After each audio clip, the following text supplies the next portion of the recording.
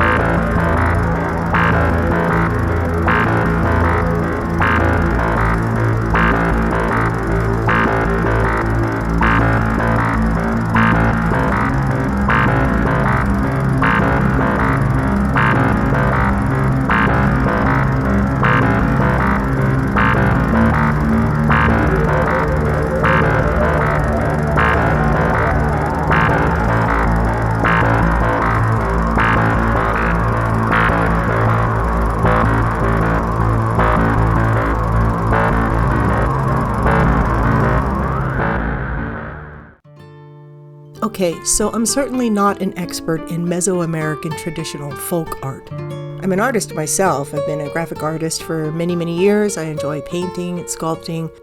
I was trained in fine art by my grandmother, who was a fairly well-known artist and educator in her time. She was actually old enough to be my great-grandmother, who obtained a master's degree in fine art from Carnegie Mellon University somewhere in the late 1930s. While I enjoy painting large canvas, sculpting is my medium of choice. So I love art, I really do, and probably explains why I talk about art in many of my videos. I was first introduced to the amazing and beautiful traditional wood-carved folk art of Mexico during my years living in New Mexico as a teen. But here's the thing, I don't recall ever seeing hybridized or fantasy creatures among the countless pieces of art I observed during those years. Never. The traditional folk art that I remember was beautifully carved and intricately painted animals, not fantastical creatures from the dark imagination of artisans. The statue erected in December 2021 at the UN headquarters in New York, created by Jacobo and Maria Angeles and donated by the government of Oaxaca, Mexico, is considered by the artists a guardian for international peace and security. From the artist's website, they explained that they created 2 Guardian, that's with a capital G, sculptures, and sent them to New York City on a mission.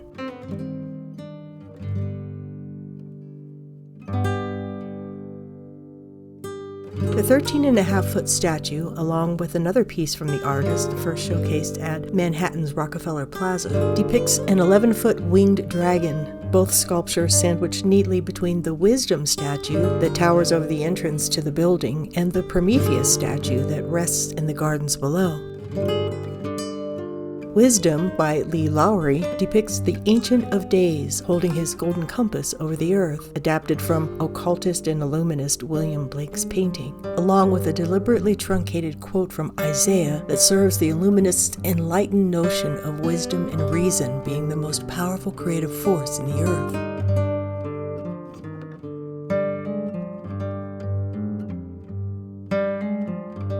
Prometheus, created by American sculptor Paul Manship, and the central theme of the building's visual statement, reveals its mission's hero, the light-bearer himself, in an engraving in red granite that says, "Prometheus, teacher in every art, brought the fire that hath proved to mortals a means to mighty ends."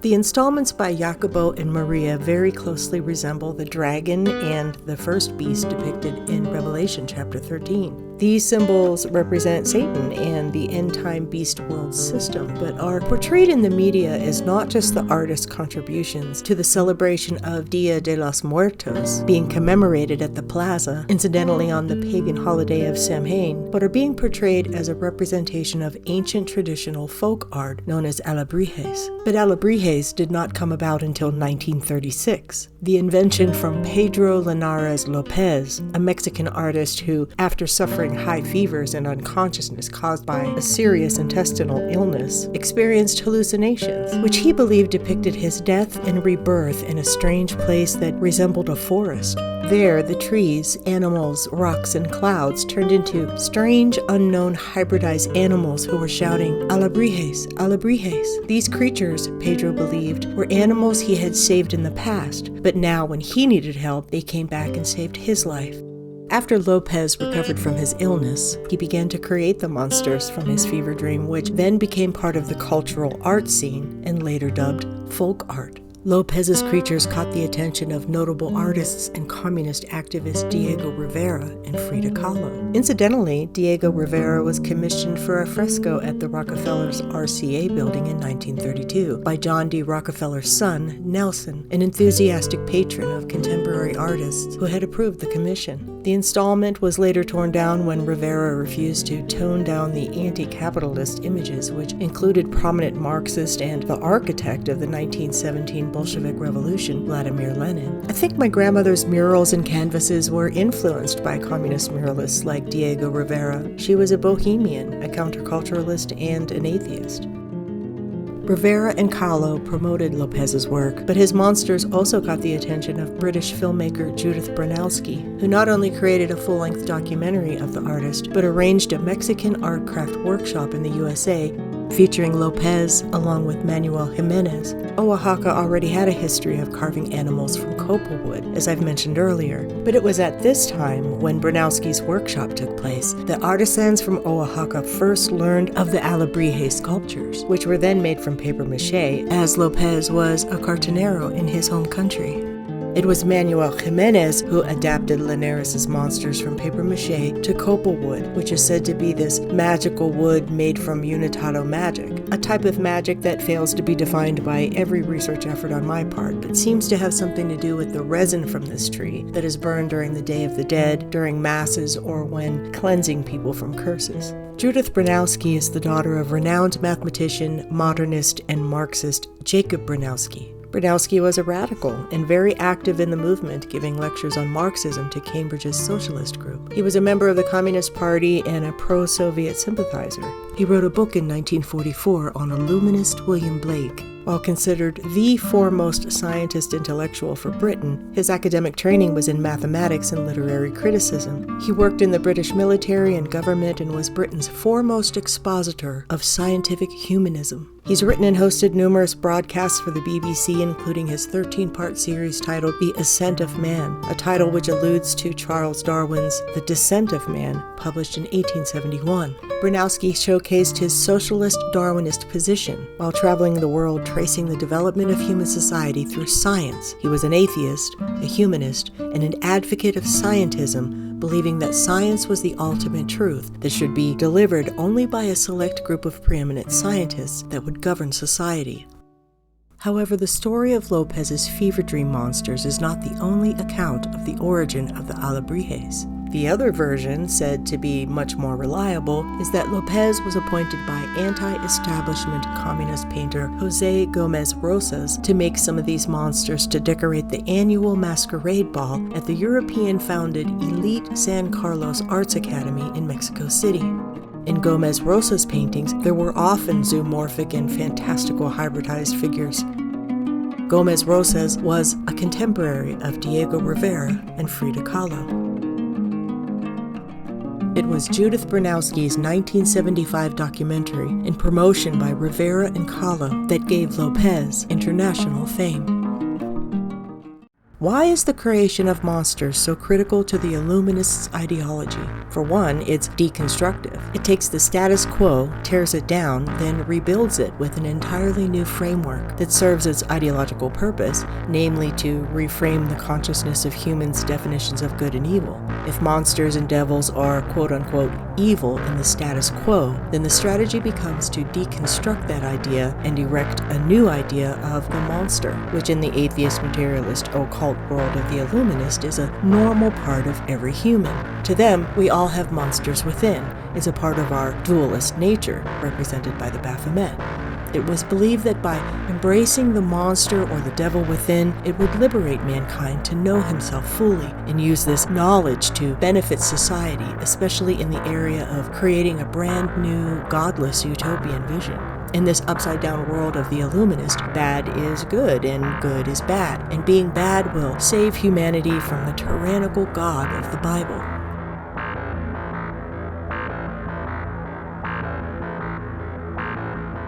One interesting use of this strategy was found in, believe it or not, the Pixar film Monsters, Inc. The protagonists are the working class monsters in their workers' paradise who daily go to their regular blue-collar jobs at the big corporation that dominates the energy sector. Every employee works toward the same goal of collecting the fearful screams of children to power the city. Some monsters are better workers than others, so there are incentive measures in place so all the workers will strive to improve their production. The villain is the bourgeoisie and completely focused on the value of owning production, property, and title. He's part of the elite class who tirelessly moves to achieve top economic supremacy in society. He plans to automate the production of screams for his own profit and creates a device that extracts the screams of children without the need for monsters to scare them. All the money and power go to one person or group of people within the society. Of course, in the end, a state-regulated agency comes in to save the day. One of the most beloved children's stories is Where the Wild Things Are, penned and illustrated by Maurice Sendak in 1963. The story is about a rambunctious, misbehaving little boy who is sent to his room without supper after raising his voice to his mother. While in there, his room turns into a vast forest and an ocean beyond, where he sails away to the land where the wild things live. The wild things are monster-like creatures that gnash their teeth and roll their eyes, attempting to scare Max. But Max is unafraid because he uses a magic trick to subdue them, the trick of staring directly into their eyes without breaking their gaze. I wonder if Maurice had fever dreams like Pedro Lopez, because they seem to be reading from the same script. Believing children should not be sheltered from trauma and frightening scenarios, he writes books which he says are for himself, not for children. While Where the Wild Things Are was met with criticism in the 60s, not because the creatures were frightening for children, but because it depicts an unruly child talking back to his mother. It was his book that followed, The Night Kitchen, that brought the backlash.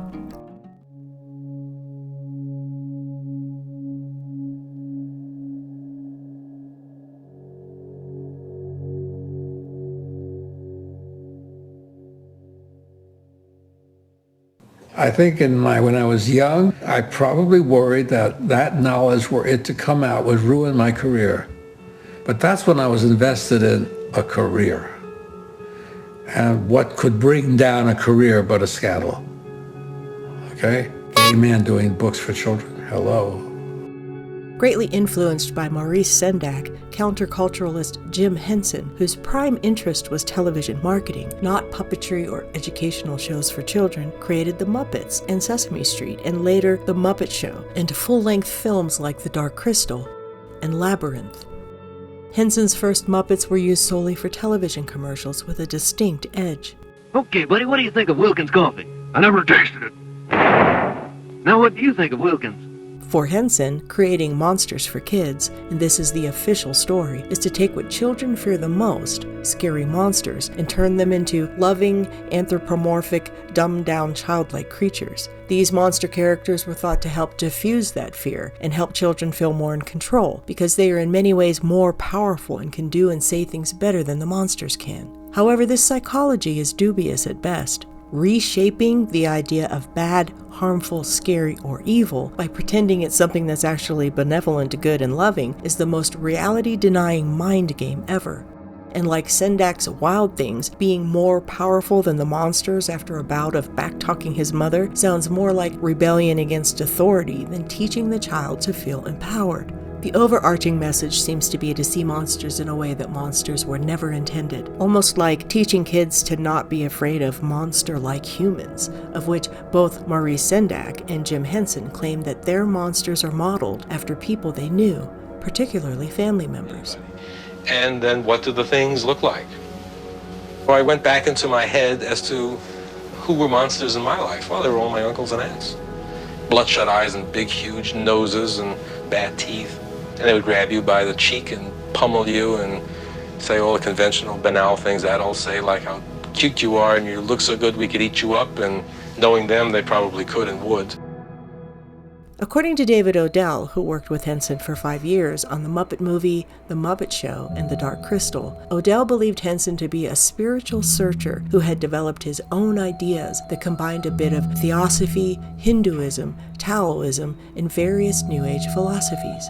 Before they started working on The Dark Crystal, Henson insisted that he read the book Seth Speaks. He said that Henson had many copies of this book and gave them away to people, and says he felt flattered that Henson wanted him to understand his spiritual insights before collaborating on the film. Dorothy Jane Roberts was a self-proclaimed psychic and medium who claims to have channeled a multi-dimensional being named Seth. Her publication of the Seth Sessions, known as the Seth Material, established her as one of the preeminent figures in the New Age and occult movements of the counterculture era. Like most of the so-called mystics and mediums of that era who claimed to obtain higher knowledge, either through channeling the dead masters of a previous eon or civilization, or through psychedelics, it is uncanny that they all seem to teach communist ideals from an occult, illuminist, and New Age perspective. Funny how that works. After playing with a Ouija board in 1963, Roberts claims to have received coherent messages from Seth, of which the first 7 came from the Ouija board, and the sessions that followed, she reported that she heard them inside her head. She claims the process was to get herself into a trance-like state, and then Seth would assume control of her body and speak through her, while her husband wrote down the words she spoke. Roberts claims that Seth described himself as an, quote, energy personality essence no longer focused in physical matter, end quote. Well, it was after the Seth Material started, and this whole thing, before I realized that people, you might use them or think of them as symbols, or you might, no matter how you relate to them, they have their own fantastic individuality. And whenever any beliefs, even our own, blind you to that, you have lost. I bid you good evening. And understand your responses to our friend here. For when he speaks, you hear the vocabulary.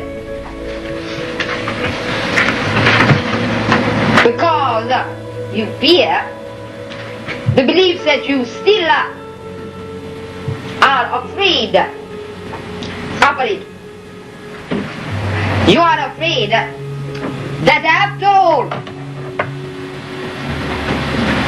for all of your hard-earned knowledge, the others are right. You are not sure of your position, and therefore you must defend it with a great vehemence. You sin those beliefs against which you yourselves have fought for so long, and you are afraid that in your heart of hearts you do not trust the joyful integrity of your own being. You are afraid that after all the old stories may be correct, and there is something wrong in your creaturehood. That you are after all put down because you are human, and that you are after all damned because you are what you are, and that no matter what you say or do, you are originally in one way or another damned. You must ascend. It is interesting that Seth commented on the Jim Jones Guyana deaths, which were a failed operation by Marxist operative Jim Jones, who started the Jonestown cult experiment in the hopes of creating a mind-controlled militia that could assist in the overthrow of the government. There shall be no need for gods or any other kind of ideology, rituals, tradition, and religion. The opiate of the people shall be removed from the consciousness of all mankind. There shall be no longer further need for anything religious when freedom comes. There will be no need for concerns about the tomorrows, because every day will be heaven. We will have built the heaven that man has suppositionally dreamed about. We will have the heaven that we have been taught by the white masters would one day be given to us, that we might be able to shine somebody's shoes in the throne room. But we shall have our freedom here and now. It's marvelous. And in the meantime, I come in the phenomena of religion to get people out of religion. I came, the very God of heaven in all of its might and fullness, with all the power that you said God had. I have come to make one final dissolution, one final elimination of all religious opinion. There's no room in the consciousness of truth for religious opinion. And until I have eradicated it from the face of the earth, I shall do all the miracles that you said your God would do and never did. I shall come and heal you all the diseases that you prayed for that never happened. The Seth Material asserts many deconstructive satanic concepts that attempt to redefine the nature of physical reality, of the self, and the purpose of life. She taught Christ consciousness. She also taught the theory of many selves and a higher self, along with past lives, guardian spirits, and ascension planes of higher consciousness. She claims Seth also provided an alternative creation myth to that of the Big Bang and intelligent design. In case you thought the UN was a non-religious secular organization, the Arcane School, established by occultist and theosophist Alice A. Bailey in 1923, is part of the Lucis Trust, formerly Lucifer Publishing Company, of which everything you wanted to know about this organization can be found on their website. It states that Lucis Trust, quote, is dedicated to the establishment of a new and better way of life for everyone in the world based on the fulfillment of the divine plan for humanity. Its educational activities promote recognition and practice of the spiritual principles and values upon which a stable and interdependent world society may be based. Bailey founded the Arcane School to offer training for New Age discipleship. The principles of the ageless wisdom are presented through esoteric meditation, study, and service as a way of life, and to, quote, help meet an obvious and growing demand for training in the science of the soul, end quote. It goes on to explain that the emerging energies of the Aquarian Age, otherwise known as the New Age, lend themselves to a group work, and the school's training follows a technique that will characterize discipleship service as they progress further into this dispensation. I bet you didn't realize that that beautiful song from the Muppet movie titled The Rainbow Connection was about this satanic occult concept. The Rainbow Bridge, in this instance, has nothing to do with the crossover of your deceased pets to the afterlife. Written by Norman and Josephine Stevens, who at the time of the publication of their book in 1975 desired to remain anonymous and were known only as the Two Disciples. Josephine was Alice Bailey's personal secretary for many years, and Norman served on the board of the Arcane School. The Rainbow Bridge books are the textbooks for the Arcane School. Within the pages of the book, you will find detailed explanations of this occult movement, which replaces God with physical matter and turns human consciousness into divinity. The two disciples, Norman and Josephine, explained their intimate association with Alice Bailey from 1919 to 1949, as they implemented these channeled teachings by the high ascended master Dwal Kul through Bailey. They claim that Dwal Kul's efforts were to present the ancient wisdom, the mystery teachings, to the disciple student in a form they can understand. They believe themselves to belong to the new group of world servers coming in to serve in the dawning new age. They consider themselves white magicians, and their work, quote, practical experiments in the application of the sciences of purification, redemption, and applied energy with the assistance of clairvoyant vision, end quote. It is completely antithetical to biblical theology down to every jot or tittle. It is such a clever counterfeit of God's plan that it boggles the rational mind. The world religion of the UN is satanic humanism on steroids. The Rainbow Bridge is the pivotal place in this metaphysical evolutionary process when humans cross over to the path of enlightenment. The Rainbow Bridge is the threshold between what they call animal man and the path to transcendence toward godhood. If one completes this journey, they become part of the divine cosmos, achieve immortality, and become an ascended master. When Henson talks about making the rainbow connection, this is what he means. The high ascended masters are the high priests of the new age and ages to come. These were the core beliefs of the original members of the United Nations. Hi there, and welcome to our show. Tonight we've got... Now, wait a second. What's wrong with you? What's the matter? You look scared. You know, why and possibly be frightened of? That? Why, that's just a devil. There is so much data about this that if I were to unpack it all, it would be at least a 10-hour video, but here are a few facts.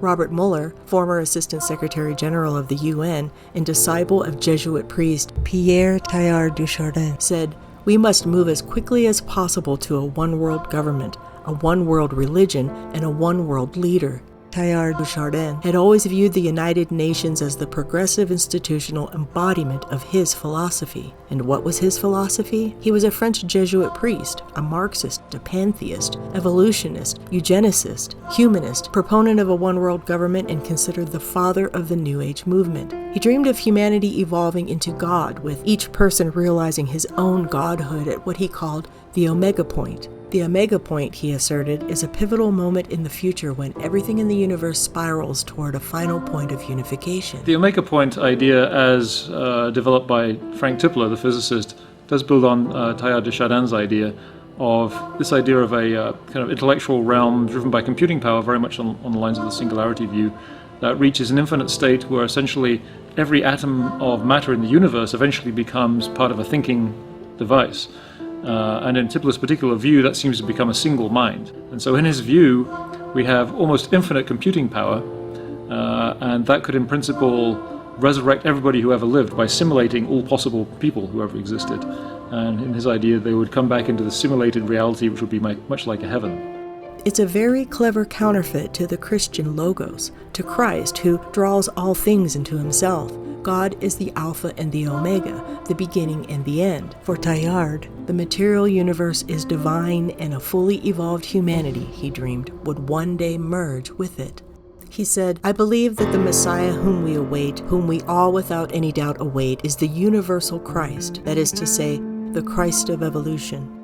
Dag Hammarskjöld, Secretary General of the UN from 1953 to 1961, created a UN prayer room, which he called the Meditation Hall. It's built in the shape of a pyramid, capstone not present. The center of the altar is made of a giant 6-ton magnet and is the largest natural fragment of magnetite ever mined. The fresco on the wall, straight ahead, is intended to help the faithful to get in touch with esoteric energies and to reach an altered state of consciousness. The trapezoidal shape of the room, a pyramid without a capstone, also has dark spiritual connections. Anton LaVey, founder of the Church of Satan, refers to an occult principle known as the law of the trapezoid, and that the middle order of the Satanic Brotherhood is called the Order of the Trapezoid. LaVey explains, "A trapezoid says to the unconscious, 'I am here, solid as can be, more massive than an ordinary block, but something's missing, and it bothers you.'"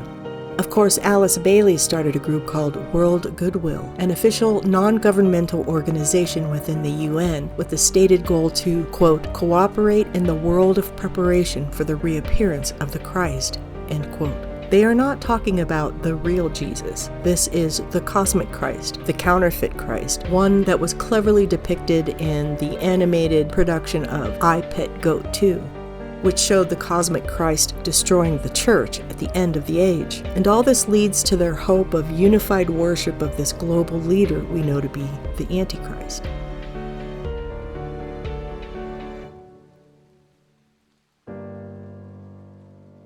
Back in 1982, occultist Benjamin Creme placed advertisements in newspapers around the world announcing the Christ is here. He proclaimed that the second coming of Christ would occur on June 21st, 1982, or summer solstice.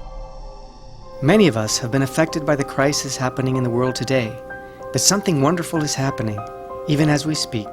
According to British author Benjamin Creme, Maitreya, a teacher of extraordinary stature, is here in the world to inspire us to make the fundamental changes that will usher in an unprecedented golden age of brotherhood and justice. This is indeed a unique time in the whole history of the world. So we have to reassess the meaning and the purpose of life.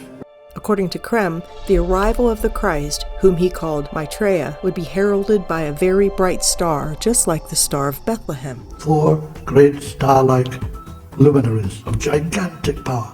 They are not stars, but they look like stars. You can also see an interesting sequence of photographs of the star from all over the world, and it changes shape.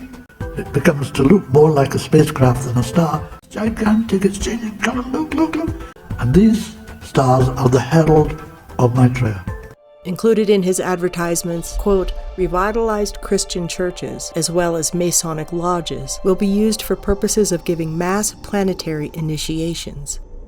In May of 1982, Creme held a press conference in Los Angeles with about 100 reporters attending, claiming that Maitreya was living in London. CNN, which was under the ownership of globalist profiteer Ted Turner then, broadcast the appearance of Maitreya, which showed photographs of him standing among crowds in various parts of the world. Benjamin Creme and his organization, Share International, along with his magazine of the same name, are officially associated with the United Nations. His magazine, which gives the regularly channeled messages of Maitreya, is an official United Nations informational document. Now, I don't believe for one second that the global power elite subscribes to anything other than implementing a clever strategy designed to reshape the minds of the masses they intend to enslave. I'm not even convinced that the occult founders necessarily believed it either. Maybe they did, maybe they didn't. I think most, if not all, are simply God-hating atheists. They're nihilists and megalomaniacal humanist profiteers who want nothing more than to control the entire planet by any means necessary. And since Christianity continues to be their greatest obstacle, they're manufacturing a new world religion that they hope will consume the minds of the masses and turn their devotion to the global state. They do not channel the ascended masters for secret knowledge. They want you to do that. They want you to believe you can become your own god. They want you to be part of endless, empty, deconstructive, demonic rituals that will forever turn your mind off to the idea of a sovereign God who is just and holy and loves you and desires to be with you and is on his way to utterly defeat those who will try to come against that. I believe this statue, which is a replica of the beast from the sea of Revelation chapter 13, is a signal, a blatant, out in the open public marker in the timeline of what Alice Bailey referred to as the plan. If you want to know what time they think it is at this modern-day Tower of Babel, it's time for the beast of the sea to rise to his position of global power, out of which will emerge the Antichrist. All the sophisticated technology and computers will not prevent society from disintegrating and eventually dying out. Have you ever met a person who would sacrifice his life, freedom, for the truth like that? This is truth. I never met a person who said, this is truth and I'm ready to shoot me. To defend the truth. Right? But millions sacrifice their life, freedom, comfort, everything for things like God, like Jesus Christ.